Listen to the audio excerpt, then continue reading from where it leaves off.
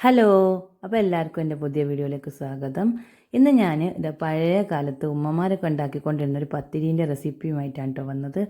സാധാ പത്തിരി പോലെ തന്നെ ആണെങ്കിലും അത് ചുട്ടെടുക്കുന്നതിലും പരത്തിയെടുക്കുന്നതിലും ചെറിയൊരു വ്യത്യാസമുണ്ട്, അത്രയേ ഉള്ളൂ.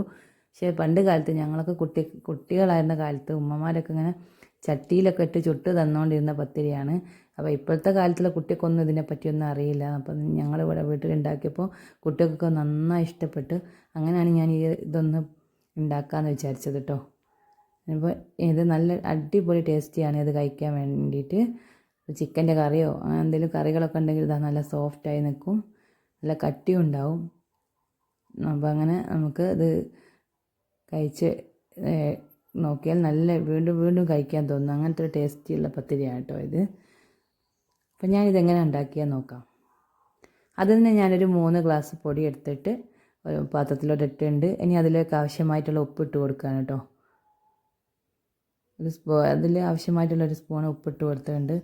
ഇനി അതൊന്ന് നന്നായിട്ടൊന്ന് പൊടിയിൽ ഒന്ന് ഇളക്കി യോജിപ്പിച്ച ശേഷം വെള്ളം തിളപ്പിച്ച വെള്ളം കൊണ്ടാണ് കേട്ടോ അത് കുഴച്ചെടുക്കുന്നത്. അല്ലാതെ നമ്മൾ വെള്ളം തിളപ്പിച്ച് അതിലോട്ട് പത്തിരിപ്പൊടി ഇട്ട് കുഴയ്ക്കുന്ന രൂപത്തിലല്ല ഇതുണ്ടാക്കുന്നത്.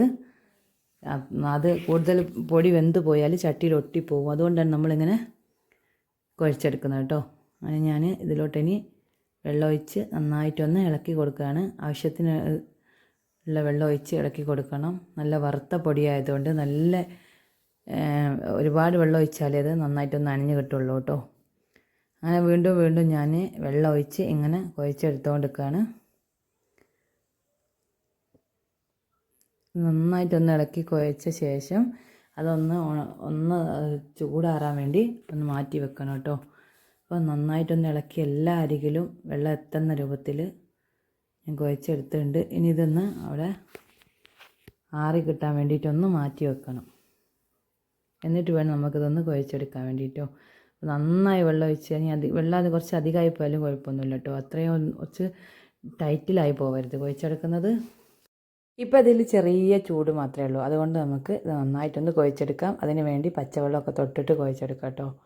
കയ്യിൽ നനവുള്ള കൈ കൊണ്ട് കുഴച്ചെടുക്കുന്നത് നന്നാവും. അപ്പം ഞാൻ ഇത് നന്നായിട്ടൊന്ന് സാധാ പത്തിരിപ്പൊടി കുഴക്കുന്ന പോലെ തന്നെ ഒന്ന് കുഴച്ചെടുക്കുകയാണ് കേട്ടോ. ഇനി ഇത് കുഴച്ചെടുത്ത ശേഷം കാണിക്കാം. ഇനി കയ്യിൽ ഇത്തിരി ഓയിൽ ആക്കി അല്ലെങ്കിൽ വെളിച്ചെണ്ണ അങ്ങനെ എന്തെങ്കിലും ആക്കിയിട്ട് നമുക്ക് ഒന്നുകൂടെ കുഴച്ച് കൊടുക്കാം കേട്ടോ. ഞാനിവിടെ വെളിച്ചെണ്ണ തൊട്ടാണ് കുഴച്ചെടുക്കുന്നത്. അങ്ങനെ ആകുമ്പോൾ പത്തിരി നന്നായിട്ടൊരു നല്ലൊരു സോഫ്റ്റായി വരും കേട്ടോ.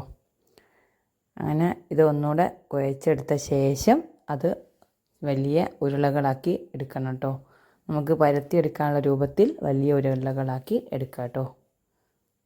ഇതുപോലെ നല്ല കട്ടിയിൽ വലിയ ഉരുളകളാക്കിയിട്ടാണ് ഓരോന്നും എടുക്കുന്നത് കേട്ടോ. അങ്ങനെ എല്ലാം ഇതുപോലെ ഉരുളകളാക്കി മാറ്റി വെക്കാം. നല്ല കട്ടി വേണം, അല്ലാതെ ചെറിയ ഉരുളകളാക്കിയാൽ അത് കട്ടിയില്ലെങ്കിൽ ചട്ടിയിൽ ചുട്ടെടുക്കാൻ കഴിയില്ല കേട്ടോ. ഇതിൽ ഓരോ ഉരുള എടുത്ത് പരത്തിയെടുക്കണം. പരത്തിയെടുക്കാൻ വേണ്ടിയിട്ട് ഞാനിവിടെ കല്ലിൻ്റെ മുകളിൽ ഒരു പ്ലാസ്റ്റിക്കിൻ്റെ കവർ എടുത്ത് വെച്ചിട്ടുണ്ട്. അതിൽ ഞാൻ അല്പം എണ്ണയൊക്കെ തേച്ച് കൊടുക്കുകയാണ് കേട്ടോ. വെളിച്ചെണ്ണയൊക്കെ തേച്ച് കൊടുത്തിട്ടുണ്ട്. ഇനി ഞാൻ ഓരോ ഉരുളകളും എടുത്ത് പരത്തിയെടുക്കാൻ പോവാണ്. അപ്പോൾ അത് നമ്മളിവിടെ ഉരുളകൾ ഓരോന്ന് വെച്ച് കൈ കൊണ്ട് തന്നെ പരത്തിയെടുക്കണം കേട്ടോ. ഇങ്ങനെ വെച്ചിട്ട് ഇങ്ങനെ അമർത്തി കൈ കൊണ്ട് തന്നെ പരത്തിയെടുക്കണം.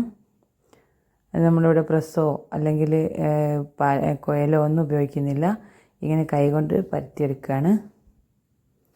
അപ്പോൾ കൈ സൈഡിൽ വെച്ച് കൊടുത്താൽ ഇങ്ങനെ വട്ടത്തിലായി വരും കേട്ടോ. അങ്ങനെ ഞാനിത് പരത്തിയെടുത്തിട്ടുണ്ട്. നമുക്ക് ആവശ്യത്തിനുള്ള വട്ടം കൂട്ടി കൊടുക്കാം കേട്ടോ. അപ്പം ഞാനിത് ഇത്രയും വലുപ്പത്തിൽ പരത്തി വെച്ചിട്ടുണ്ട്. ഇനി അതൊന്ന് ചുട്ടെടുക്കുന്നത് കാണിച്ചു തരാം കേട്ടോ.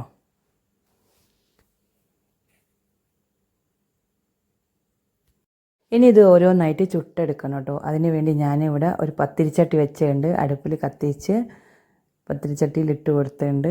ഇനി അതൊന്ന് മറിച്ചിട്ട് എടുക്കണം. അപ്പം നന്നായിട്ട് ചട്ടി ഒന്ന് ചൂടായതാണെങ്കിൽ പെട്ടെന്ന് മറിച്ചെടുക്കാൻ കിട്ടും. ഇങ്ങനെ ഒരു ഭാഗം മറിച്ച് നമ്മൾ സാധാ പത്തിരി ചുട്ട പോലെ തന്നെ കമത്തിയിടണം. അങ്ങനെ ആ ഭാഗവും വെന്ത ശേഷം വേണം ഇനി അതേപോലെ തന്നെ ആ ഭാഗം തന്നെ ഒന്നുകൂടെ ഇടണം. അങ്ങനെ കൂടുതൽ സമയം അതേ ഭാഗം വെന്ത് കിട്ടണം. അതിന് ശേഷം വേണം നമ്മൾ മറിച്ചിടാൻ വേണ്ടിയിട്ട് കേട്ടോ. അങ്ങനെ നന്നായി വെന്ത ശേഷം ആ ഭാഗം മറിച്ച് ഇട്ട് കൊടുക്കാം. അങ്ങനെ ഞാനിത് വീണ്ടും മറിച്ചിട്ട് കൊടുക്കുകയാണ്.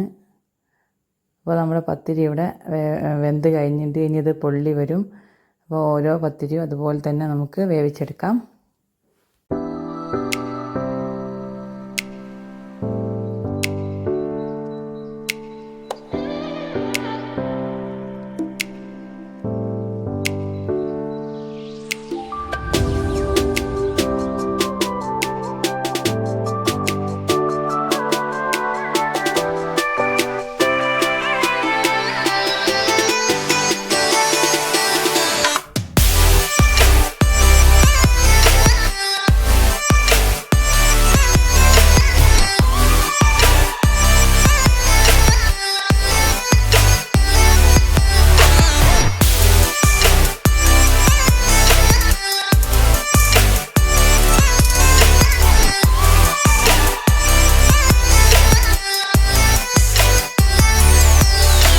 അങ്ങനെ ഞാൻ എല്ലാ പത്തിരി ഇതുപോലെ ചുട്ടെടുത്തുകൊണ്ട് ഇതുപോലെ ഒരു പത്തിരി കഴിച്ചാൽ തന്നെ വയറ് നിറയും. അത്രയും കട്ടിയൊക്കെ ഉണ്ട് പത്തിരിക്ക്. അപ്പോൾ നിങ്ങളും വീട്ടിൽ ഇതുപോലെ ഉണ്ടാക്കി നോക്കണം. കുട്ടികൾക്കൊക്കെ വളരെ ഇഷ്ടപ്പെടും. നല്ല ചിക്കൻ്റെ കറിയോ അങ്ങനെയൊക്കെ ഉണ്ടെങ്കിൽ നമുക്കത് കൂട്ടി കഴിക്കാൻ പറ്റും. അപ്പോൾ നിങ്ങൾ ഇതുപോലെ ഉണ്ടാക്കി നോക്കിയ ശേഷം നിങ്ങളുടെ കമൻറ്റുകളൊക്കെ എഴുതി അറിയിക്കുക. നിങ്ങൾ ചാനൽ സബ്സ്ക്രൈബ് ചെയ്യാത്തവരാണെങ്കിൽ സബ്സ്ക്രൈബ് ചെയ്യുക, ലൈക്ക് ചെയ്യുക, നിങ്ങളുടെ ഫ്രണ്ട്സിനൊക്കെ ഷെയർ ചെയ്ത് കൊടുക്കുക കേട്ടോ. അപ്പം ഞാൻ പുതിയ വീഡിയോയുമായി വീണ്ടും വരാം. ബായ്.